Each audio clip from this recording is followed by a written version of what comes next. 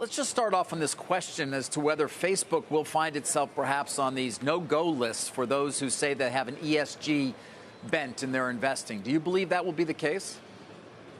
I think it's unlikely. I mean, Facebook has significant governance issues, and it has for a long time, but it gets included in these funds because they're just kind of trying to mishmash together something that they think it's the marketing imperative, and usually that's trying to optimize for the E and emissions, and that's really what's led to tech companies getting overweighted in those funds. They could reduce Facebook a bit because of governance and issues and social issues, just more of an optical thing, but I think really at a large scale, I think it's unlikely. So nothing really occurs in the capital markets that could constrain their behavior and or other companies that perhaps are seen as not providing potentially social benefit? I think it's a difficult one, right? Because at the end of the day, ESG always kind of means all things to all people, right? You're either talking about risk return in investing or talking about impact to the world.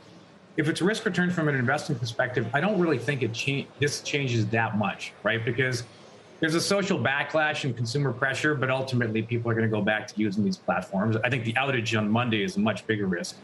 I think the risk of government regulation is fairly low because, first of all, the government doesn't really know what to do, right? And second of all, Facebook and Amazon spent over double the amount in lobbying last year than Philip Morris and ExxonMobil did, right? And so you have a significant power to restrict legislation, and they don't really know how to legislate it anyway. So I think the return dynamic stays the same, and it's going to generally stay generally favored by ESG investors because ultimately, it's hard to measure ESG, right? And in the end, there's compromises across the board, and I think this ends up being one of them.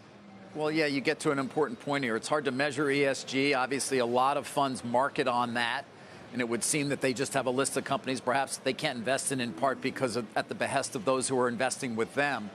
But I wonder, yesterday I talked to Ed Garden from Trian, a large activist investor. He talked about ESG redefining capitalism, but he brought up this point, Tarek, that it's got to be the bad ESG actors you have to engage with, not necessarily just the good ones.